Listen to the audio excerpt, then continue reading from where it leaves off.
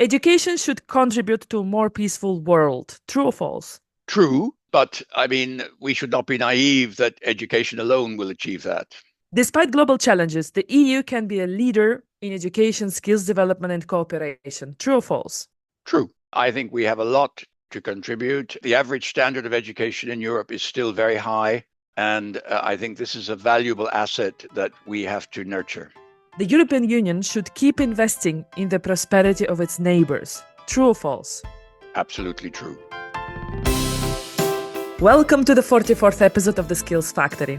And let me introduce our guest speaker for this episode, David O'Sullivan, EU Special Envoy for Implementation of Sanctions. Welcome, David.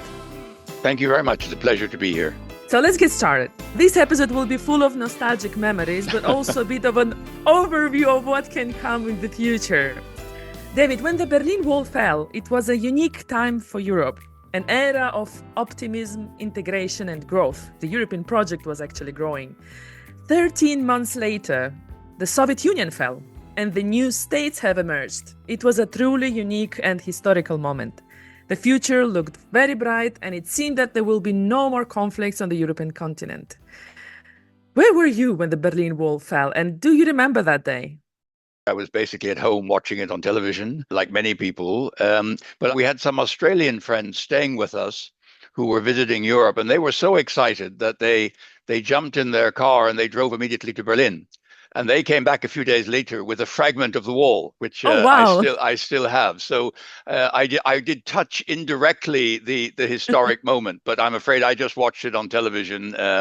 And like everyone else, I was just astounded by what was happening. The collapse of the wall and the possibility for the countries of the Soviet Poland, Hungary, Czechoslovakia, and so forth to regain their independence was a remarkable moment. I mean, it was unbelievable. I mean, I remember when I went to the College of Europe in 1975, and we had a Czech student, we had a Danish student, but who had been a refugee from Czechoslovakia in 1968. So through these people, I sort of understood. And our rector of the college was Jerzy Lukaszewski, who was a Polish academic. And so for the first time as an Irish person, I kind of had a first connection with people who had either lived in that part of the world or who were refugees from it.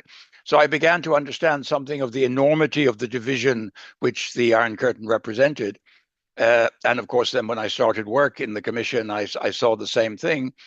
So it was just unbelievable to think that in such a short period of time, all this could break loose and that we had new possibilities of completely new Europe. And it was very exciting and very dramatic.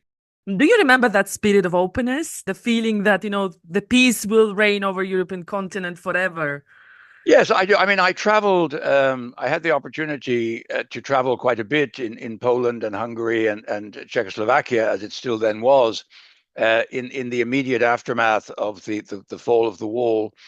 And it was amazing to talk to the people. Though I must say, there was also some concern. I mean, people were very excited at the new prospects. But there were people who said to me, Mr. O'Sullivan, when God freed the Jews from Egypt to go to the Promised Land, he made them wander for 40 years in the desert because he didn't think that people who had been slaves for so long could immediately inherit the Promised Land. And many of them said to me, we may be the same. We have been enslaved for so long, since 1945. It may take us some time to grow used again to freedom and to democracy, and we might need time to make the transition. And I think that proved to be the case. I mean, the transition went remarkably quickly, but I think it definitely left some scars also in those countries, with which we're still living perhaps even today. And what about the collapse of Soviet Union? What were your feelings and your thoughts when it happened? Well, I mean, like everyone, I think I on the one hand, the sort of collapse of the monolith and the collapse of the one-party state was to be welcomed. Like everyone, I think we were a bit nervous about, what happens to nuclear weapons, what happens to what comes next. Is it followed by chaos or by order? And there, I think the jury, is more. The result is more mixed. I mean, there were certainly moments of great optimism. I'm reading a book at the moment by an American academic, Mary Sarot, called Not an Inch, which is about basically the negotiations between Russia and the US following the collapse of the Soviet Union and the whole debate about enlargement of NATO, the relationship with Russia. And we can see that, what happened in Russia, the transition from Gorbachev to Yeltsin, the experiment with democracy, the arrival of Putin, the reemergence of some kind of autocracy or some more dictatorial system. It's a sadder story, I think, unfortunately. I mean, what we're very lucky is that it was all managed without conflict, without any serious threat of nuclear proliferation, which was definitely, a scary thing. There were, I think, some four former Soviet republics who housed nuclear weapons. All of these were eventually returned to central control in good order. But of course, we have the war in Ukraine, and what can we say? This is a complete failure of everything we tried to build. So the collapse of the Soviet Union did not end up in war immediately, but it ended up in a war 40 years later. Exactly. I mean, we did have other conflicts. Of course, we had the horror of the Balkans. I mean, we cannot forget Srebrenica and all that went with that. But I don't want to minimize that by any means, because the human tragedy was enormous. But it wasn't a continental scale. It was a sort of local, a regional conflict, which maybe we could all have managed better, but it didn't threaten the stability of the continent. The invasion of Ukraine is really a back to the future moment of sort of almost 1945 or 1939, where you suddenly say, how did we end up here? How could all that optimism in 1989 and 1990 and a sense of openness and the final, a Europe whole and free, as I think George H. Bush said, how did that end up with the invasion of Ukraine and the return of great power conflict to the European continent? Something I never, ever thought I would live to see in my lifetime. I genuinely really thought we had learned our lessons from the past and we would never go back there again. So coming back to that openness, after the Berlin Wall fell, at the beginning of 90s, an idea appeared about creating EU body that will foster skills development in EU neighboring countries. This was the beginning of the European Training Foundation and Tempus Program. You were behind the scenes there. Could you tell us the story of how it happened? Yeah, well, it was very simple, really. It started at the summit in Paris in December 1989, when there were two ideas. One was, of course, to extend the Erasmus program to the emerging countries of Central Europe. Everyone was hugely enthusiastic about the possibility of student mobility and exchanges between universities, and it was there was a great hunger on the part of the universities of Central and Eastern Europe to be a part of this. The second idea was a bit more obscure, to be honest with you. If you go back and read the conclusions of that European Council, they talked about management training, a school for management training. I don't, honestly, we all were a bit perplexed to understand what Mr. Mitterrand, why he particularly thought that management training was going to be needed for these countries more than other forms of skills. But that's what it said. So I was working at the time as a head of unit in the Task Force for Education and Youth under Howell Jones, a very brilliant Welsh Commission official who had been largely responsible for Erasmus, but also for all the other programs, Comet and Petra, the vocational training programs and so forth. And Delors came to us and said, so what do we do? And there were two things. I mean, one, the question of opening Erasmus as we knew it to the countries of Central Europe was not going to work. Because their universities were not equipped. The amounts of money involved were not sufficient, and there was no possibility of any investment in infrastructure or in equipment. And these people desperately needed that. And so we quickly realized that it wouldn't work to just open the Erasmus program. We had to design a completely new program. I remember it was a Hungarian professor, Thomas Lajos, of the Technical University in Budapest, who came up with the name Tempus, which is Trans-European Mobility Program for University Studies. And obviously it had an echo of Tempus, like Erasmus, like the others, a sort of Latin, and it seemed to rhyme with the times, right? And then on the other side, we decided that a management training, maybe it was important, but honestly, we thought skills development more generally. And so we developed the idea of the European Training Foundation, which was to a certain extent modeled on CEDEFOP, the Vocational Training Institute, which was based in Berlin. And so literally in January of 1990, we kind of sat down and wrote these two proposals over a weekend, very, very quickly.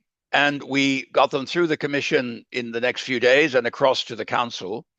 And they were adopted within 3 months. I think at the time it was almost a record for the adoption of legislation, but we managed to get it through the council and through the commission and the council and adopted and ready to go and up and running. We were very keen to have Tempus up and running for the academic year, the coming academic year. So we wanted it in place in March, April, so that people could move in September, and we achieved that. And we also wanted to set up another training foundation, a less happy story. We had to propose, for the first time ever, the Commission proposed a seat. Normally, when an agency was created, we left the choice of the seat to the member states. And unfortunately, it took 3 years. I was no longer there. So the training foundation went into kind of suspended animation for several years, which was, in my view, a grave mistake. But there you are. This was the politics of the moment.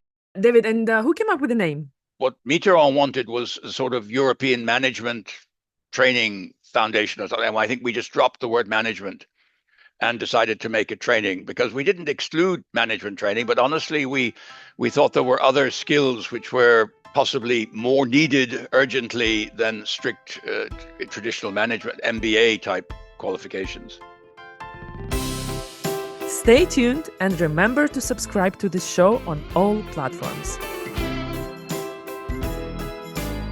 The cooperation between the European Union and Eastern neighbours in the 90s really thrived. There were a lot of programs, Eastern European countries were actively engaging. How did you witness this evolving relationship during your time in the European External Action Service? The cooperation was very good. We started with Poland and Hungary and then Czechoslovakia.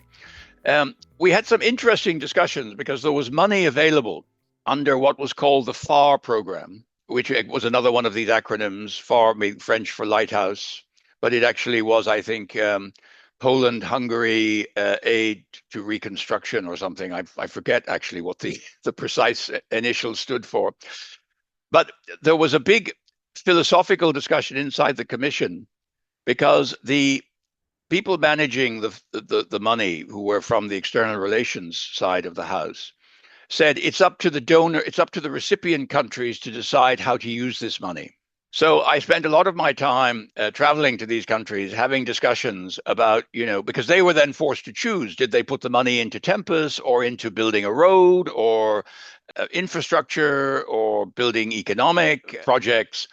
So it was not always easy, but we did manage to get a fairly substantial allocation for the student transfers. Tempus then went from strength to strength after that. So look, let's be honest. The intelligentsia, of course, were very much in favor, because they were, many of them, academics.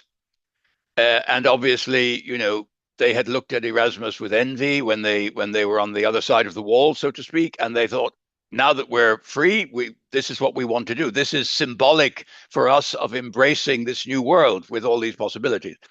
I mean, was that always the political priority of every government, relative to other issues like healthcare or economic activity? I think there was always some degree of tension, but we benefited, fortunately, from the enormous lobbying power of the academic world, who were very keen to see the rapid integration of the universities and institutes of higher learning in Central Europe with their back to their European roots, if you like, from which they had been cut off for so long. And how do you see skills and education in today's agenda with complex geopolitical situation happening around us? Well, look, I loved dealing with education and training. I mean, I think it's the key to everything, Maria. It all starts with education.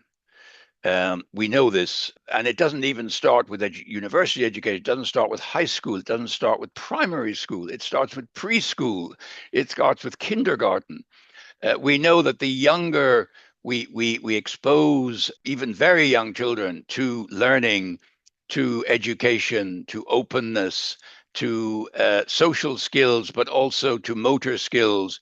This is crucial for their future development. So I think this is such an important area, and it hasn't diminished. It has changed a bit. I mean, let's be honest.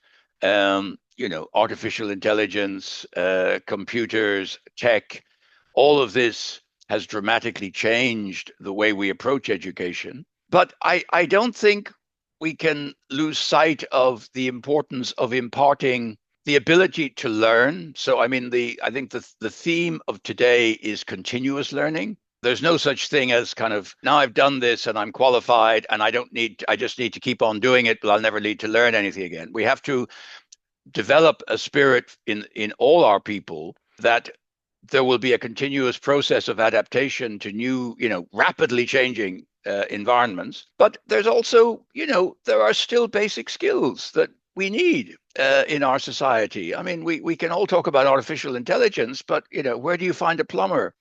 Where do you find an electrician? Who fixes your internet connection when it doesn't work, And unfortunately, this is still kind of manual. There's still someone coming with a drill and, putting a hole in your wall and connecting a piece of cable or whatever. So we have to get the balance right. It's not all about, kind of a cerebral, intellectual stuff or motor skills on Game Boy. It's a mixture of embracing the new technologies and the need to constantly adapt and learn, with the fact that there are still very basic skills that we need as a society in order to continue to function. Healthcare professionals. I mean, I think we saw this in COVID, how undervalued some of the less well-paid jobs are, but they were absolutely essential. The other thing I feel very strongly about is science and facts. I really worry about the discourse in many countries today where people are laughing at facts and saying, who needs experts? I have my facts and we can just disagree. No, there are, whether this is the study of history or the study of science, our society cannot function without an ability to agree on certain truths as being indisputable. And whether that's climate change or whether that is just the laws of science, we have to be the whole debate about vaccines, misinformation, and whatever it was, Trump's press attaché Kellyanne Conway, who said at one point, well, these are just alternate facts. Well, there aren't. I mean, yes, there can be different versions, different interpretations of the same facts. But it's very important to inculcate in our young people the ability to discern what is verifiably true and objectively the case, and what is opinion and what is debatable in terms of how you interpret the world as we find it. So I think education is absolutely essential to everything we do. I don't know that we would avoid wars. I mean, humankind seems condemned to that, doesn't it? You know that famous Orson Welles quote from The Third Man. What did Italy have during the Renaissance? Bloodshed and violence, and then it gave rise to the Renaissance. And what did the Swiss have? 300 years of peace, and then they gave rise to the chocolate and the cuckoo clock, which is very unfair, by the way, on Switzerland, which is a highly sophisticated and technologically advanced country. But I think investment in education is an indispensable investment for any society. Now, you can debate the precise amount, but it has to be enough to guarantee access to quality education for all our people. There can be no barrier to access because of lack of financial means. Otherwise, we're condemning a subset of our society to ignorance and to the inability to social progress. Education is fundamental to social mobility. Don't you think that we really need to invest more in this critical thinking? And don't you think that if we would have invested more before, maybe the wars could have been avoided, actually? But if we're not investing enough in our young people, then our society is doomed to fail. And this is crucial. And I think we are investing a lot in Europe. I think we do a lot, but I think this is an aspect of our public expenditure which absolutely has to be preserved and insulated from false ideas of austerity, which are, maybe gain something in the short term, but come at a huge long-term cost.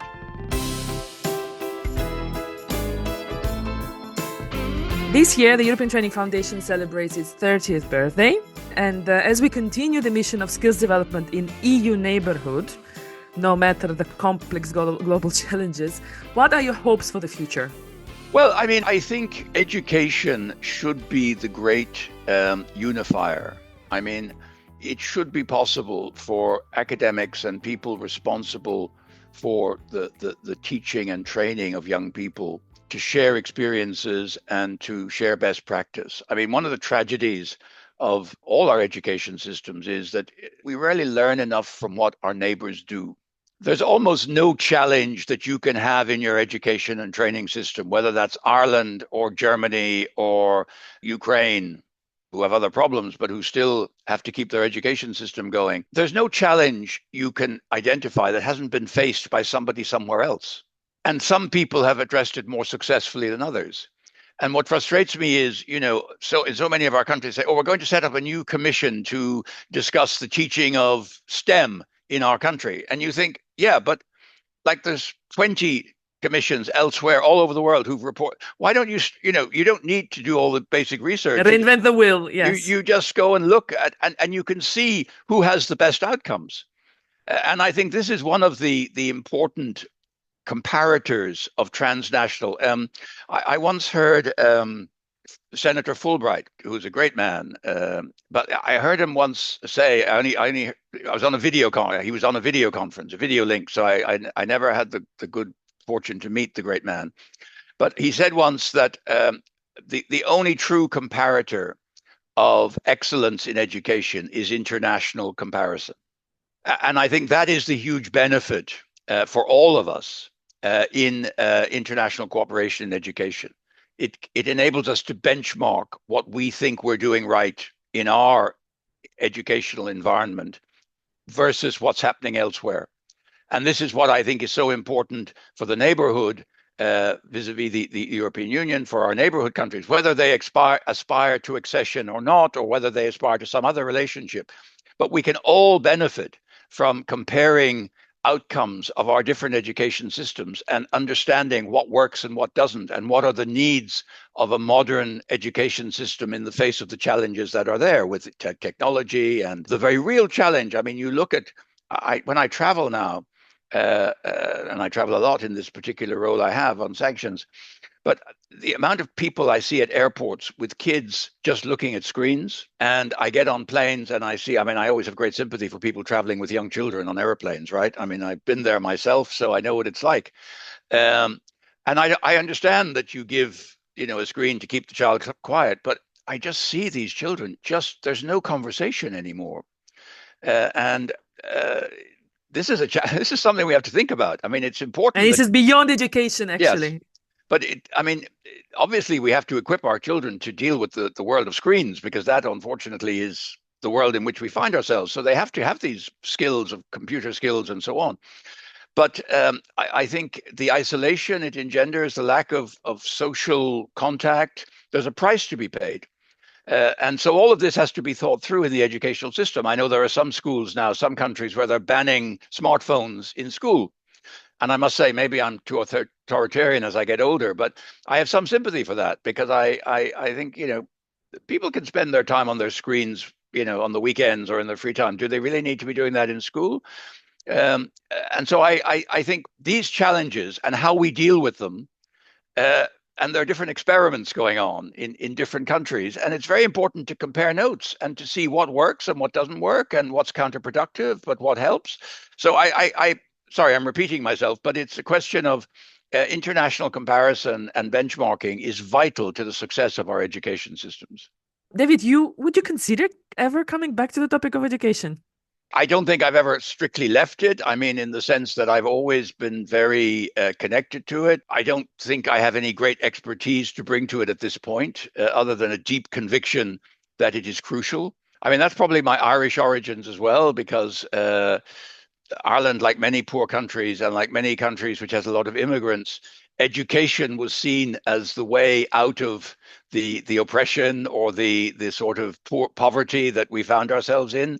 I think it's a common characteristic of many nationalities. I mean, any people who've kind of had to have come from a poor background, the way forward was always through education, right?